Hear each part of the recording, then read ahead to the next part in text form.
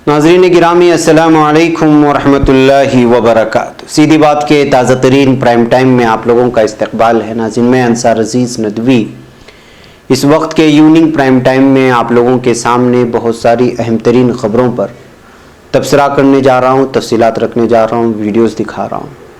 पहले मैं एक वीडियो दिखाऊँगा जिसमें एक बीजेपी काउंसलर ने म्यूनसिपल कमिश्नर को किस तरह से जो है चप्पल से मारा है, वो वीडियो वायरल हो रही है एक मीटिंग में। इसके अलावा गुजरात मॉडल एक बार फिर सामने निकल कर के आया है, जो अहमदाबाद में कंपनी के 4 वर्कर्स एक मरतबा फिर मरी हुए हालत में मिले हैं, जिसको चिरीपाल कंपनी कहा जाता है। इसके सिलसिले में भी मैं वो तस्वीरें दिखाऊंगा। कुछ और अहम तरीन खबरें ये है कि हैदराबाद से खबर आ रही है कि बिजली महकमे के कुछ अफसरों को पब्लिक ने उठा करके कंबे से बांध दिया। कंगारू ने किस तरह सड़कों पर घूमते हुए आदमियों को परेशान किया तो उसको रेस्क्यू किया गया, वो खबर भी दिखाता हूँ। पुलिस इनकाउंटर क्या फौरी इंसाफ के नाम पर लाकानूनियत को कबूल किया जा सकता है, इस पर एक तबसरा आया है, मैं आप लोगों के सामने रखना चाहता हूँ। इंडोनेशिया में सैलाब का सिलसिला चल निकला है, 30 अफराद की हलाकतों की खबरें आ रही हैं। इसके अलावा तमिलनाडु में पेरियार के मुजस्समे पर भगवा रंग रंगने की वजह से भी हालात जो है मुसलसल बेकाबू होते जा रहे हैं, इस तरह की खबरें आ रही हैं। और भी कुछ अहम तरीन खबरें नाज़रीन जो बेंगलुरु और दीगर इलाकों की हैं, तमाम चीज़ों पर मैं रोशनी डालूँ उससे पहले आप लोगों से दरख्वास्त कर लेता हूँ कि जिन अहबाब ने हमारे चैनल को सब्सक्राइब नहीं किया है सब्सक्राइब कर लें। हमारी इन वीडियोज़ को दूसरों तक पहुँचाने में हमारा ताउन करें, लिंक शेयर करें, इदारे को मजबूत करें। और जैसा कि आप जानते हैं कि इज्तिमाई कुर्बानियों का हमारा ऐलान हो चुका है। जो अहबाब ख्वाहिशमंद हैं, नीचे जो नंबरात दिए जा रहे हैं उस नंबर पर व्हाट्सअप करें, सलाम करें और फिर जो है तफसीलात पूछें, उसमें आपको तफसीलात मिलेंगी। उसके बाद आप उस पर जो फ़ैसला लेना चाहते हैं फ़ैसला लें। अलबत्ता इज्तिमाई कुर्बानी ज़रूर होगी इंशाअल्लाह ताला, और ये सिलसिला रुकेगा आपका जब ईद के 2 या 3 दिन पहले हम जो है पैसा जो कलेक्ट करना है उसका सिलसिला रोक देंगे, इसलिए कि तरतीब बनाना होता है। बहरकैफ नाज़रीन आइए चलते हैं और पहली खबर की जानिब। पहली वीडियो हम देखेंगे वही वीडियो जो यूपी से आई हुई है और चप्पल से मारने वाली ये वीडियो है। दरअसल ये बीजेपी काउंसलर दीपिका रानी सिंह ने मथुरा म्यूनसिपल कॉरपोरेशन में, मथुरा यूपी का इलाका है आप जानते हैं, वहाँ कॉरपोरेशन में एक मीटिंग चल रही थी, तो उसी वक्त म्यूनसिपल कमिश्नर रविंद्र कुमार को थप्पड़ जोड़ दिया और वीडियो में रेस्क्यू करने आए सिटी कमिश्नर KPA को मौजे मिल गए, यानी उसको भी जो है मारने की ये खबर देख रहे हैं। आप देख सकते हैं यहाँ पर किस तरह से उनको जो है थप्पड़ मारने के बाद जो है उनको जो है इस तरह मारने की कोशिश की जा रही है। तो नाज़रीन ये वीडियो इस वक्त बहुत ज़्यादा वायरल हो रही है और बीजेपी लीडरान में, बीजेपी काउंसलरों में, बीजेपी कमिश्नरान में जिस तरह की यूपी से अलग अलग तरह की अलग अलग तर्ज की वीडियोस आ रही है, उससे आप अंदाज़ा लगा सकते हैं कि यूपी के बीजेपी राज्य में क्या क्या सब हो रहा है। आप यहाँ पर अंदाज़ा लगा सकते हैं इस वीडियो को देखने के बाद। नाज़रीन गुजरात मॉडल की बात करते हैं, जिस गुजरात के मॉडल को दिखा कर के पूरी हिंदुस्तान की आवाम को बेवकूफ़ बनाया गया, आज उसी रियासतों के अलग अलग इलाकों से अलग अलग तरह की ऐसी तस्वीरें आती हैं जो दिलों को झंझोड़ने वाली और अफसोसनाक होती हैं। यहाँ पर एक अहमदाबाद में चिरीपाल एक कंपनी है, कुछ दिन पहले यहाँ पर 8 वर्कर्स की अमवात और उनकी जो है मरी हुई मुर्दे मिले थे, लाशें मिली थी। अब फिर 4 लोगों की जो है लाशें यहाँ पे दरियाफ्त हुई हैं।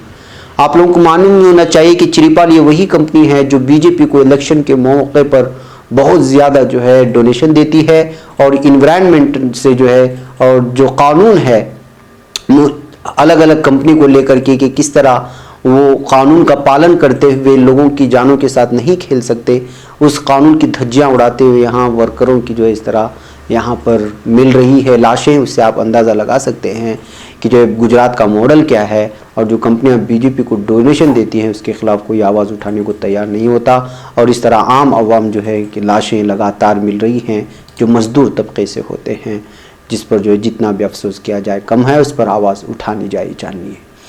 नाज़रीन आइए बात करते हैं इस वक्त हैदराबाद के एक इलाके से खबर आ रही है कि मेडक ज़िला जो तेलंगाना का है, वहाँ पे एक मुसलापुर नामी देहात है, वहाँ पर नाराज़ लोगों ने महकमे बिजली से ताल्लुक़ रखने वाले लोगों को जब वो बिजली की बिल देने के लिए आए तो उसमें बहुत सारे मसाइल का बयान करते हुए वो वहाँ के महकमे के लोगों को बांध करके एहतजाज किया है और उनसे कहा कि बिजली के तमाम मसाइल को हल किया जाए।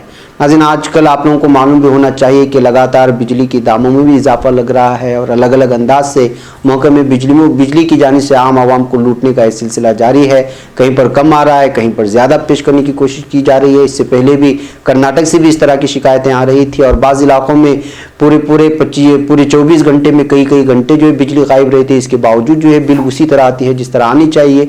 शायद इसी वजह से यहाँ पर नाराज़ लोगों ने जो है महकमे बिजली के कारकुनान को ही नहीं छोड़ा, कंबे से बांध करके उनको मसाइल हल करने की तारीफ तवज्जो दिलाई।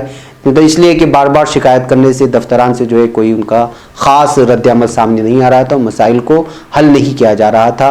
ये तेलंगाना के मेडक ज़िले के करीब एक इलाका है, वहाँ का ये मामला है जो इस वक्त तस्वीरें आप देख रहे हैं। इस तस्वीरें बहुत ज़्यादा सोशल मीडिया पर वायरल भी हो रही हैं। नाज़रीन, मैं फ्लोरिडा आपको ले चलना चाहता हूँ। फ्लोरिडा में बाज़ लोगों ने यहाँ पर देखा कि जो है एक कंगारू मुख्तलिफ घरों में छलांग लगा करके आवाम को परेशान कर रहा है। तो यहाँ के लोगों ने उठा करके पुलिस में ये शिकायत दर्ज कर दी कि कोई जानवर है जो यहाँ से वहाँ फुदक करके लोगों को परेशान करने की कोशिश कर रहा है लॉकडाउन और खाली रास्तों के दरमियान में। तो पुलिस फौरी तौर पर शायद कोई ख़तरनाक जानवर हो सकता है देख करके वहाँ पहुँची, तो पता चला कि वो कंगारू है जो फुदक कर अटखेलियाँ कर रहा था और एक घर से दूसरे घर फुदक रहा था। बिलाखिर जो है पुलिस ने उसको रेस्क्यू किया और उसको एक करके दूसरी जगह पर भेज दिया। अब ये वीडियो जो पुलिस अफसरान की और इसके कंगारू के अटखेलियों की है वो पूरी तरह से जो है वायरल हो रही है, जिसको हम लोगों ने आप लोगों के सामने रखा है। ये तस्वीरें देख सकते हैं और उस वीडियो को भी देख सकते हैं। बहरकैफ नाज़रीन, आइए मैं एक और ख़बर की जानिब आपको ले चलूँ और ये खबर आ रही है इंडोनेशिया से। शदीद बारिश के बाद सैलाब जिस अंदाज में यहाँ पर इख्तियार कर गया, जिस तरह से लैंड स्लाइडिंग की वजह से जो है लगभग 30 अफराद हलाक होने की खबरें आ रही हैं। जी हाँ, जनूबी मशरक़ी एशिया में शदीद बारिश के बाद सैलाब और लैंड स्लाइडिंग से होने वाले अमवात का सिलसिला लगातार जारी है। जकार्ता से मिलने वाली इत्तलात के मुताबिक इंडोनेशिया में सैलाब और लैंड स्लाइडिंग के 30 अफराद हलाक हो गए। इंडोनेशिया के जजीरे सोलावेसी में रवा हफ्ते होने वाली बारिशों के बाइस यहाँ पूरी तरह से हालात मुतासिर हो चुके हैं, सैलाबी सूरत हाल पैदा हुई है। 3 करीबी दरियाओं में पानी की सतह खतरनाक हद तक बुलंद होने से कम 4000 अफराद मुतासिर हो गए और सैलाब के बाइस लापता होने वाले अफराद की तलाश का काम अभी तक जारी है और फलाही काम भी यहाँ मुसलसल जारी है। इस तरह की खबरें इंडोनेशिया से आ रही हैं। आप लोगों को मालूम होना चाहिए कि नाज़रीन, इस वक्त एशिया के अक्सर ममालिक इस वक्त सैलाब की ज़द में है और ऐसे इलाके जो बिलखुसूस जो तमाम रियासतों को और मुल्कों को जोड़ती है और वहाँ पर जो ढलान वाली जहाँ पानी जारी रहता है वहाँ इस तरह की नदियों के पानी के बहाव और लगातार बरसात की वजह से जो है सैलाबी सूरत हाल है और इंसानी ज़िंदगी जो है वो दरहम बरहम होकर के रह गई है। नाज़रीन, तमिलनाडु में पेरियार को जानते हैं कि एक मशहूर सियासी शख्सियत है और इसको लेकर के बहुत ज़्यादा वहाँ पर अक़ीदतमंदी है। अब ये खबर आ रही है कि यहाँ की उनके मुजस्समे पर भंगवा रंग डालने की वजह से जो है इस वक्त हालात ख़राब हो गए हैं और लेकिन इस वक्त मामला दर्ज कर लिया गया है। तमिलनाडु में कोयमुत्तूर के सुंदरपुरम इलाके में समाजी मुस्लिम ईवी रामास्वामी पेरियार का आदमकद मुजस्समा जुमा को यहाँ मस्कशुदा हालत में पाया गया। इसके बाद डीएमके, एमडीएम और वीसीके के कारकुनों ने मुजाहिरा किया। मुजस्समे पर भगवा रंग से पेंट कर दिया गया था। पुलिस ने बताया कि मुजस्समे को साफ करने वाले कारकुनों ने मुलजिमों को गिरफ्तार करने की मांग की है। वारनिंग दी कि अगर ऐसे वाक़यात फिर से रोनुमा हुए तो वो अपना मुजाहिरा तेज़ कर देंगे। नाज़रीन, आप लोगों को मालूम होना चाहिए कि तमिलनाडु की बहुत ही मशहूर शख्सियत है, उनके साथ बहुत सारे लोगों की अक़ीदत जुड़ी हुई है। नाज़रीन गिरामी, एक और अहम तरीन खबर की जानिब आपकी तवज्जो दिलाऊं जो तुर्की से आ रही है और तुर्की दुनिया में पहली बार तुर्क कंपनी के तैयार करदा हैंड्स इन्फेक्शन डिवाइस की स्वीडन में नुमाइश के लिए भी पेश कर दिया गया और फरोख्त करने के लिए पेश कर दिया गया है। नाज़रीन, आप जानते हैं कि इस वक्त तुर्की अलग अलग शोबों में अलग अलग अंदाज में तरक्यात करता हुआ जा रहा है। हमने एक दिन कबल प्राइम टाइम में बताया था कि किस तरह ड्रोन टेक्नोलॉजी में तुर्की जो है पूरी यूरोप को पीछे छोड़ दिया और उसमें अलग अलग अंदाज में जिस तरह के ड्रोन्स उसने तैयार किए, वो सारी तफसीलात मैंने वो तस्वीरें भी आपके सामने रखी थी। अब दुनिया में पहली बार तुर्क कंपनी का तैयार करदा हैंड्स इन्फेक्शन डिवाइस जो नई किस्म की कोरोना वायरस यानी कोविड-19 के खिलाफ तैयार किया गया है, उससे लड़ने के लिए उसको स्वीडन में फरोख्त करने के लिए पेश कर दिया गया है। स्वीडन में मुकीम तुर्की के कारोबारी शख्सियत जोवेदत कोपेली ने एक बयान में कहा कि उन्होंने डिवाइस की स्कैंडिनेविया की डीलरशिप हासिल कर लिया है और इस डिवाइस को बहुत कम मुद्दत में बड़ी पजीराई हासिल हुई है। उन्होंने भी कहा कि इस डिवाइस को तुर्की की वज़ारत इंडस्ट्री एंड टेक्नोलॉजी की जानिब से अवार्ड से नवाजा गया और डिवाइस हर उस जगह पर इस्तेमाल की जाएगी जहां पर समाजी सरगर्मियां हो रही होंगी। उन्होंने भी कहा कि डिवाइस 100% तुर्की का पेटेंट हासिल किए हुए और इस डिवाइस को दुनिया भर में मुतारिफ करवाने के लिए ऑर्डर मौसूल हो रहे हैं और लगातार अलग अलग मुल्कों से अब इसके ऑर्डर जारी होना शुरू हो गए तुर्की के लिए। उन्होंने कहा कि दुनिया में पहली बार मुतारिफ करवाई जाने वाले हैंड्स इन्फेक्शन डिवाइस वबाई अमराज में रोजमर्रा की जिंदगी का एक नागुज़ीर प्रोडक्ट बन गया है। इस डिवाइस में कार में बैठे अपने डिवाइस में रखने से 1 सेकंड में बैक्टीरिया साफ हो जाता है। इससे आपका बटुआ, मोबाइल फोन और उनकी रंग वगैरह फौरी तौर पर बैक्टीरिया से पाक हो जाता है। उन्होंने भी कहा कि डिवाइस फ्रांस की साइट्रोइन फैक्ट्रियों और इंग्लैंड में मैकडोनाल्ड रेस्तोरां में इस्तेमाल होने लगी है। स्वीडन में एक सेहत मरकज में काम करने वाली मिस्री नजाद सेमी रेडवान ने कहा है कि उन्हें डिवाइस बहुत पसंद आया और इस वबाई मर्ज के बाद दुनिया में इस डिवाइस में काफ़ी दिलचस्पी देखी गई है और लोग उसको इस्तेमाल करने के लिए ऑर्डर्स जारी करना शुरू कर दिया है। नाज़रीन, ईरान की एक और अहम तरीन खबर मैं आप लोगों के सामने रखूं। ईरान में एक बारूदी सुरंग फटने की वजह से 3 अफराद के जाँ बाग होने की खबरें आ रही हैं।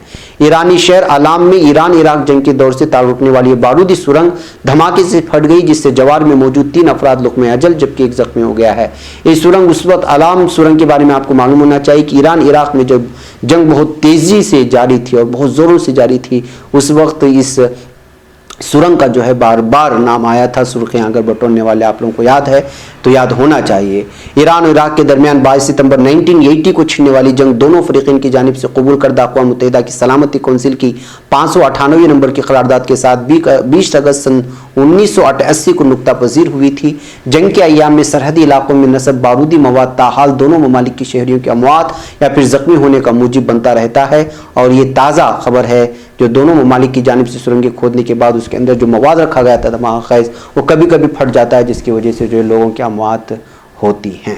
बहरकैफ नाज़रीन, एक और अहम तरीन खबर रख कर के आप लोगों के सामने मैं इजाज़त लूँ और वो खबर है कि क्या फौरी इंसाफ के नाम पर पुलिस जो इनकाउंटर कर रही है, ये क्या ये लाकानूनियत को कबूल किया जा सकता है? एक अहम तरीन सवाल है। हाल ही में 8 पुलिस एहलकारों के कत्ल और 2 दहाइयों से भी ज्यादा अरसे से मुतादिद कत्ल मामलों के मुलजिम विकास दुबे की पुलिस इनकाउंटर में मौत ने एक बार फिर इस मकबूल रिवायत को सवालों के दायरे में खड़ा कर दिया है, जिसमें पुलिस किसी को भी कानून से सजा दिलवाने के बजाय फर्जी इनकाउंटर में मार देती है। उत्तर प्रदेश में मार्च 2017 से अब तक पुलिस के हाथों मारे जाने वाले ये 119वां मुजरिम है। सवाल यह है कि क्या कानून का राज सस्ती शहरत के कफन में लपेटकर हमेशा के लिए दफन कर दिया गया है? ऐसी हालत में जब यूपी सरकार इनकाउंटर के मामले में पहले से ही सवालों के घेरे में है, दुबे के इनकाउंटर के बारे में उनकी तरफ से बताई गई कहानी भी उन सवालों से अछूती नहीं है। जिस शख्स ने एक दिन पहले ही खुलेआम सरेंडर किया हो, वह अचानक भागने पर क्यों आमादा हो जाएगा, और वो भी 20 हथियारबंद लोगों के सामने? इसको 750 किलोमीटर सड़क से लाने की क्या जरूरत थी, सिवाय इसके कि आप रास्ते पर भक्तों की वाहवाही लूटना चाहते थे? हेलीकॉप्टर या बीएसएफ के प्लेन से भी ला सकते थे। जब प्रेम शंकर शुंकल बनाम दिल्ली एडमिनिस्ट्रेशन और सिटीजन्स फॉर डेमोक्रेसी बनाम स्टेट ऑफ आसाम के फैसलों पर सुप्रीम कोर्ट ने ऑर्डर दे रखा है कि खतरनाक मुजरिमों को हथकड़ियां लगाई जा सकती हैं, तो उसको या प्रभात मिश्रा को क्यों नहीं लगाई गई थी? ऐसे तो जेब कतरे को भी हथकड़ी लगाया करते हैं। पुलिस हर बार ये कहानी सुनाती है कि मुजरिम ने उनकी पिस्तौल छीन ली। पिस्तौल को लेनयार्ड से महफूज करने की हिदायत 1 सदी से ज्यादा पुरानी है, इस पर अमल क्यों नहीं हो रहा है? कारों के काफिले के पीछे चल रहे सहाफियों की गाड़ियां टोल प्लाजा पर क्यों रोक दी गई थी? विकास दुबे को सरकारी कार में क्यों डाला गया था? उसकी कार आराम से सड़क के किनारे करवट सोती दिख रही है, वो किसी भी तरह से हादसे का शिकार नहीं लगती, क्योंकि तेज रफ्तार गाड़ी के पलटने पर जो नुकसान होता वहां वैसा कुछ नहीं है। कार ड्राइवर से टकराई नहीं दिखती क्योंकि उस पर कार डिवाइडर से टकराई भी नहीं दिखती क्योंकि उस पर कोई नुकसान नहीं है, यूं भी कार डिवाइडर से पहले ही है। अगर कार स्किड होती तो सड़क और सड़क के किनारे बारिश से गीली कच्ची जमीन पर स्किड होने, ब्रेकिंग या घिसटने के निशान होने चाहिए थे, जो नहीं है, और न ही पहियों पर कीचड़ लगा हुआ है। स्किड हुई कार पलटते है उसे सड़क से एंगल पर होना चाहिए, यहाँ कार सड़क के मुतवाजी है। कार जैसे लेटी हुई है, उसकी वाहिद वजह यही हो सकती है कि दर्जन भर लोगों ने उसको धक्का दे करके पलट दिया होगा। पुलिस ने कहानी बनाई कि सड़क पर गाय भैंसों का झुंड अचानक आ गया और उनको बचाने के चक्कर में हादसा हो गया, लेकिन गीली जमीन पर जानवरों के खुरों के कोई निशान नहीं है। यूं भी सड़क के किनारे कोई ऊंचे पौधे नहीं है और जानवरों का झुंड दूर से ही दिख जाना चाहिए था। शायद पुलिस ये कहे कि वो उड़ते हुए सड़क पर आ गए थे। कार पलटी, उसमें सवार बाकी तमाम लोगों को इतनी चोटी लगी कि वो बेबस हो गए। खुदा का मोजिजा देखे कि सिर्फ मुजरिम ही सही सलामत रहा। इसने न सिर्फ उनकी पिस्तौल छीनी बल्कि पलटी हुई गाड़ी से निकलकर भाग भी गया। अब खुदा पर किसको शक हो सकता है? जो करे वो काफिर। और भागा भी कहां? आसपास दूर दूर तक खुले खेत में, जहां छीनने की कोई जगह नहीं, जहां छुपने की कोई जगह नहीं। शायद आखिरी वक्त में दिमाग खराब हो गया हो, या हो सकता है दुबे फिलहाल में फिल्म पान सिंह तोमर देखी हो और ख्वाब देख रहा हो कि वो चुंबुल की घाटियों में है, कहीं गड़े में छुप जाएगा। कारों के काफिले में दर्जन भर गाड़ियां थी, लेकिन बीच में एक कार के पलटने पर लोगों ने आगे पीछे की गाड़ियों से दौड़ लगाकर उसे घेर लेना मुनासिब नहीं समझा और दुबे को भाग जाने का मौका दिया। सोचा होगा क्यों दौड़ने की तकलीफ करें, गोली तो आदमी से तेज चलती है, मार देंगे। दुबे पलटी गाड़ी से निकलकर बारिश पड़े खेतों में भागा, गोलियां चलाई, गोलियां खाई, लेकिन इस तमाम दौड़भाग के बीच उसका कोरोना का मास्क लगा रहा। यही नहीं, स्वच्छ भारत के लिए उसने कपड़ों पर कीचड़ तक नहीं लगने दिया। भागते आदमी को गोलियां सीने पर लगी हैं, ऐसा सिर्फ दो सूरत में हो सकता है, या तो पलटकर पुलिस पर गोली चला रहा हो, ऐसी हालत में उसकी लाश पिस्तौल के साथ पुलिस की तरफ मुंह के मिलनी थी, वैसा दिखाई नहीं गया, या पुलिस वाले रजनीकांत की फिल्मों की तरह ऐसी गोलियां चला रहे हैं जो उसके आगे निकलकर फिर 180 डिग्री घूम जाए और सीने पर लगे। रियासती हुकूमत ने इस पर जुडिशनल इंक्वायरी कमीशन बिठा दिया है, लेकिन ऊपर उठाए गए सवालात इतने अहम हैं कि तसल्ली बख्श जवाबात के फुकदान में नतीजा निकालने को मजबूर हैं कि न सिर्फ एक सरासर फर्जी इनकाउंटर था, बल्कि उसकी स्क्रिप्ट भी इतनी घटिया लिखी गई थी जितनी घटिया शायद किसी सी ग्रेड थ्रिलर का स्क्रिप्ट राइटर भी ना लिखे। इस तरह की रिपोर्ट जो है, इस तरह की स्क्रिप्ट तैयार की गई थी विकास दुबे को मारने के लिए यूपी पुलिस की जानिब से मध्य प्रदेश की पुलिस के साथ मिलकर के मुमकिन हो सकता है। बैगब नाज़रीन, नरिमल चंद्र स्थाना ने इसको दी वायर में बेहतरीन अंदाज में पेश किया और अच्छे अंदाज में पेश किया था, तो मैंने मुनासिब समझा कि आप लोगों के सामने भी उसको पेश करूं कि किस तरह के पुलिस के इन फेक इनकाउंटर में सवालात उठते हैं और स्क्रिप्ट कितनी घटिया लिखी जाती है। नाज़रीन, मुझे इजाज़त दें। अस्सलामु अलैकुम वरहमतुल्लाहि वबरकातुहू।